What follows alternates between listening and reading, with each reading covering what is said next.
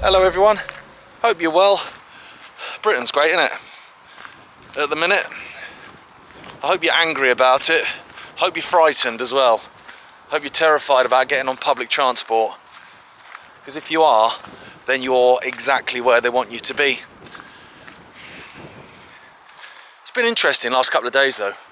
Obviously we've had this attack on the train in Cambridgeshire. Straight away everyone's jumping on it. You know, he was screaming Allah Akbar and all that stuff, and I was thinking to myself, God, tell me they're not going to find a passport. Now it transpires that's not the case at all. I think he was screaming kill me or something. This guy, is it Paul Anthony, is that his name? He's just been charged with attempted murder of 10 people and an attempted murder of someone like 5 or 6 hours before on another train in London. How do you stab someone on a train in London and then be free for sort of 5 hours to just walk around and then go and do it again on another train? If he'd have set fire to a pride flag, they'd have been round his house. It's almost like these things are allowed to happen. And what's so frustrating is that it's so bloody obvious. As soon as they announced digital ID, in fact even before he announced digital ID, when it was being muted in the media, obviously because they'd been briefed, we said, here we go, said it on multiple shows, on multiple platforms, welcome to false flag season, because it's going to start. And then as soon as he announced it, it was like, right, here we go. And again, I said it again, over and over again, in fact. We're going to see more and more terrorist attacks. Because digital ID doesn't have the support of the people, doesn't have the support of people within Parliament, doesn't have support within the House of Lords. So how are you going to get that through? I mean, yeah, they're building the digital infrastructure around us anyway, but in terms of bosh, here you go, digital ID, it wouldn't get through, it wouldn't. So you have to ask yourself, well, how are they going to do it then? Well, he announced it at a time when the country was massively divided. I think that's intentional as well, because he would know, Starmer and the people he works for, because it's not him coming up with it, obviously, he would know that actually the only way we could fight back against it, like we did with the COVID nonsense, was by uniting. And a united peoples of all different colours and creeds and religions and sexualities or whatever is a problem for the state. Let's have it right. And we proved that during that whole COVID stuff, where the numbers swelled and encompassed all those demographics, and we fought back, united. We put down the fault lines for a bit before picking them back up again. But anyway, so I think he picked a time to announce it, to try and push it through when people were divided and therefore might not unite quite as well. Well, that's kind of backfired. People have united a bit, at least, against digital ID. Put down little, you know, fault lines and stuff. Put down the Israel-Palestine stuff for a bit. We'll argue about that later. Let's unite against digital ID. So, one way they'll try and get it through is by dividing people again a bit more, but also by creating fear to kind of get people to accept it. And what you get with the fear as well, and I've seen so much of this, ladies and gentlemen, is people then calling for a national emergency. Why has a national emergency not been called as a result of this stabbing on the train? Well, be careful what you wish for, mate, because what comes with a national emergency is emergency powers and emergency measures. And they don't go through the same scrutiny, just like the Coronavirus Act didn't, because it was emergency legislation. So then they can push through the digital ID. And you're already hearing it, ladies and gentlemen. They're talking about the fact that now on trains, we've even had members of Parliament saying this, now on trains it looks like they might have to look at having airport style security. Now, I'm old enough and ugly enough to have gone on aeroplanes before 9/11, and people watching this will vouch for that. It's a very different bloody experience now than it was before. And suddenly, what, they want that to be the same with trains? Okay, so you've got that security measure to get on a train. Well, okay, what a nightmare that is. But also, how do you prove then? How do you prove who you are to get on a train, to be able to use train travel? About a digital ID. Oh, I hadn't thought of that. And that then goes into your social credit score as well, which is what they're going to do, this social credit system, China style, that's what they're going to do in the future. And that goes into that as well, because, what was it, 23 million people in China were banned from using public transport because of their social compliance score, which all then ties into their digital ID, as this will. So you go, okay, so what's really happened then, ladies and gentlemen? Because, you know, it's pretty obvious that they were going to throw a lot of terror attacks at us, supposed terror attacks at us, and maybe not even terrorist attacks, because this isn't being treated as a terrorist attack, but attacks that sow fear into the community. So how much is it being coordinated? How much is it being allowed to happen? Because, shock, shock, this dude was known to the security services and to the mental health services. Obviously, of course he was, they always are. So is it a false flag in that sense? Because a false flag doesn't mean it didn't happen. It's not what it means. It basically just means what you're being told happened isn't how it happened. Allowing someone to do something for an end goal that you want to achieve, i.e. introduction of digital ID, that's still a false flag of sorts. Of course it is. You've allowed it to happen. Were the security agencies aware that this guy had stabbed someone 5 hours before? And they just thought, right, we'll just, do you know what I mean? The dude's a ticking time bomb. Quite clearly, he's stabbed people previously. He's clearly, you know, off his head in one form or another. So have they allowed it to happen for this end goal to be introduced? Potentially. Potentially, I'd say. And people bite straight away. People in there, he's Muslim, he's screaming Allah Akbar. Now, this is what I said previously. They're not just going to target one group in terms of the perpetrators. It's not just going to be Muslims. So since that thing happened in terms of the introduction of digital ID, since he gave his speech, then obviously you had the synagogue attack. Right, that's great. We've ticked off Islamic terrorists then. We've ticked that off. Migrants then, because obviously they're trying to sell it that we need it because of the immigration crisis that they themselves are facilitating. So then we get the stabbing in the street by the Afghan migrant. Okay, right, we've ticked that one. So we've got Islamic terrorist, bosh. We've got migrant, bosh. We'll have a far right one. Far right. We'll have one of them eventually. Don't you worry about that, ladies and gentlemen. So now you've got this guy. So what's this guy then? He's just mental health problems. Okay, so we've got mental health problems, tick. What they're saying is, you need to be freaking scared of everyone. It's not just, you know, it's not like the 80s when all you were scared of were the IRA. When if someone got on a train and they spoke with an Irish accent, everyone's arse fell out. No, we're not going for that now. We're targeting every group because they're coming for every single group. So every single group within society, domestic or immigrant or whatever, they all need to be seen as a threat. So that's why I'm saying we'll get a far right one eventually, mate. Trust me. There'll be some form of attack, whether it's a car ramming, whether it's an attack on a mosque or whatever. There will be something that they will blame on some far right lunatic, probably say it's conspiracy theorists or whatever. So they can tick that box. So they can target everyone and create that fear within society so that people will either be so frightened that they'll just accept it because it's for the greater good. You know, just like they did during COVID, where you had people that normally are quite good at the old critical thought in the old noggin, suddenly going, yeah, I need to protect granny. So suddenly you'll get people accepting it more because they're frightened. I don't want to accept it, but look what happens when you get on a train. I haven't been on a train for 10 years now, since this has been going on. Since the immigrants have got, you know what, you can see people saying it. That they don't want it, but it's got so bad over the last decade or so that actually, you know, I want my country back, and if that means digital ID to get my country back, then I'm willing to accept it.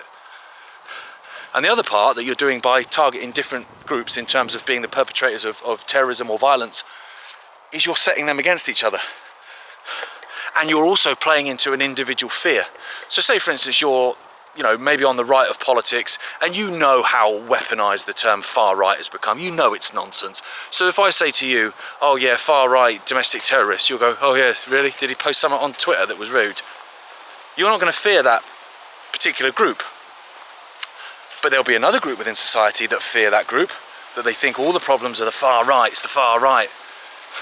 And then you'll have people within, say, the Muslim community that go to the mosque regularly and they know that these people aren't all like, do you know what I mean? They're not all Allah Akbar screaming, knife wielding maniacs.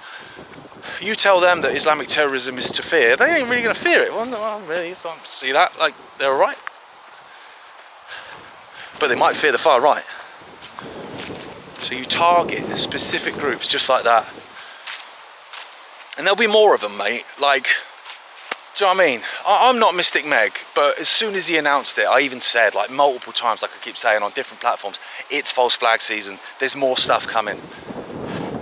And even this specific incident is interesting, because they just done a drill in March of this exact scenario of the guy wielding a knife on a train, and they did the drill in the very place where it happened. Now, you can read into that as much as you want, but I will say, you know, there were drills on 9/11, there were drills on 7/7, there were drills on the Boston Marathon bombing. It seems to be a thing that if you look and you go, okay, right, so this has happened, let's have a look. Oh, there were drills. That's the first tick. You go, okay, there were drills, right, okay, well, wow, I'm shocked. And then you go, right, is there a legislation they want to bring in that they're already talking about using as a cure for the imagine my shock. And it's so predictable. So not only are they having drills, but they've wheeled out this couple, a man and a woman, I don't know if they're a couple, but they were together, maybe they're mates, I don't know, as basically the eyewitnesses. Saw everything, this is what happened. And I looked at them and I saw the lady is a project manager at Zest Consulting UK, who are assisting Transport for London, so, you know, the public transport in London, with their digitalisation. And they're even featured, or she's even featured, even personally, on the open access government website in terms of this digital infrastructure. I mean, that could be a coincidence, of course it could, but it's weird, isn't it? What are the odds? Of all the places you could work, and all the things you could manage, it would be something related to what they want to bring in, and will use that incident as an excuse to attempt to bring in. I mean, I used to play in this charity football team, and a lot of the players in the charity football team were Hollyoaks actors. So I'm not bad mouthing, but it's Hollyoaks level script writing. What's going on in Britain right now in terms of getting us to hate each other. And I'm seeing it because I made a point.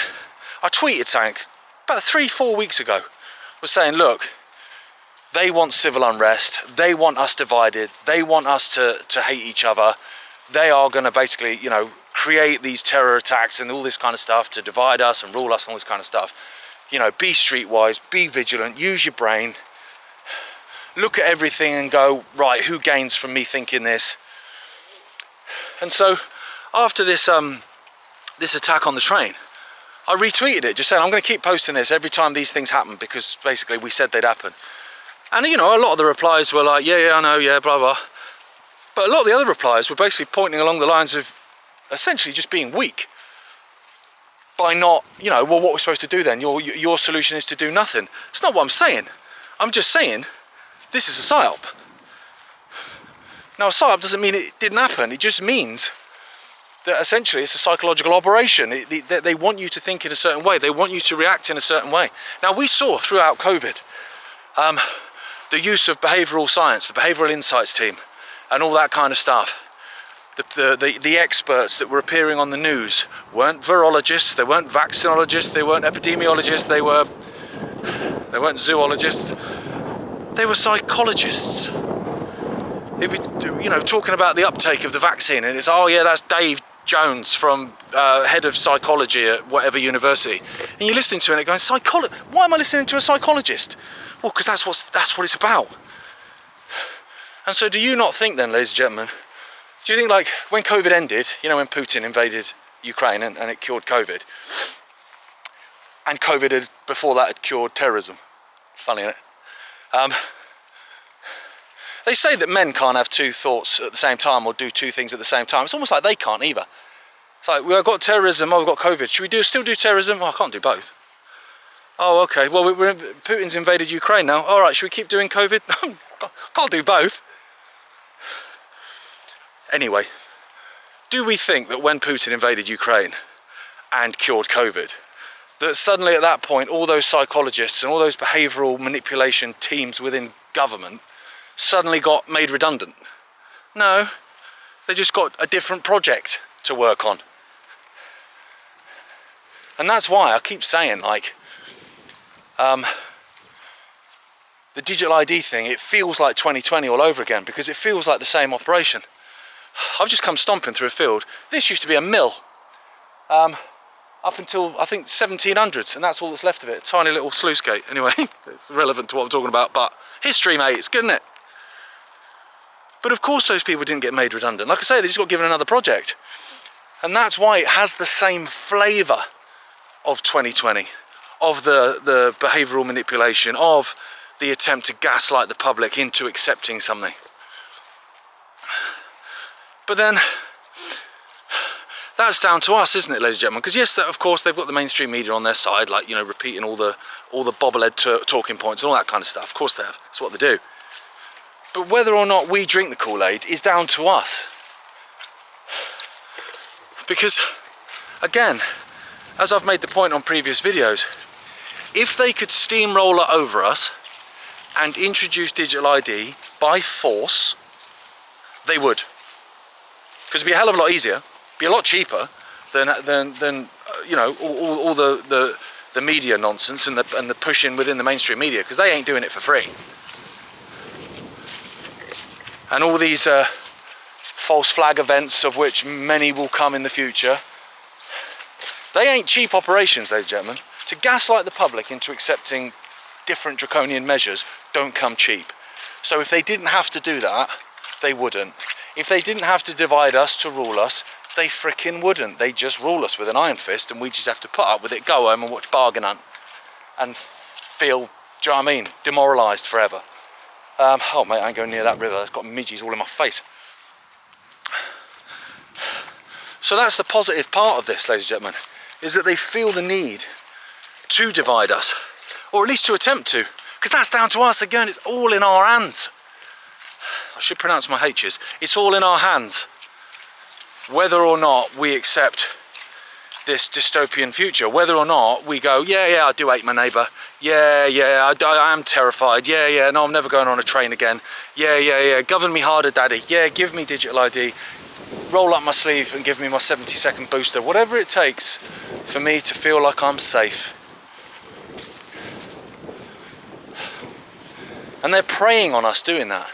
They're preying on us with these ridiculous psychological operations that feel like they're in plain sight, you know, like having the drills in the same location. Of all the locations you could do it in the United Kingdom, it's that. It's not a big place. Almost allowing this guy to do it as well, because, you know, like I say, you post something on social media that they don't like, they'll be kicking the door down. You can knife someone up on a train and you're just waltzing around hours later. It's almost like these things are allowed to happen. Well, it's exactly like they're allowed to happen. And that's why I said immediately afterwards, how long until they announced he was known to the authorities? I said it'd be about a week. I think it was about 12 hours, I think. Ridiculous. But there's my thoughts, ladies and gentlemen. I'm refusing to be frightened. I'm refusing to play that game. I'm also refusing to be frightened of trains, because I freaking love trains. Trains are awesome. They're expensive, but they're awesome. So of all the things that you could pick on, that's annoyed me. And I'm not having my train experience ruined by airport style security, because that ruined the airport experience. I used to quite like flying, in the sense that you get to the airport, you can have a pint at 6 in the morning and no one will judge you. But now, you got to go through all the faff of all the security, and then you've got to say to the guy, can I not go through the radiation, please? No, I've got to have a pat down of it. Okay, cool. All right. And all that nonsense. And then they tend to, as a punishment, sort of make you wait longer. So you just stood there going, yeah, I could just walk through there and radiate myself and I'd have a pint of Guinness in my amber now. But because I refuse and get patted down, I've got to stand here like a prat for 15 minutes. I'm not accepting them doing that to trains as well, because that's just ridiculous. Anyway, ball's in our court, ladies and gentlemen. Are we going to fall for the psyop? Are we going to fall for the division? Are we going to fall for the fear tactics? Or are we going to rise above that and see the bullshit for exactly what it is? Bullshit.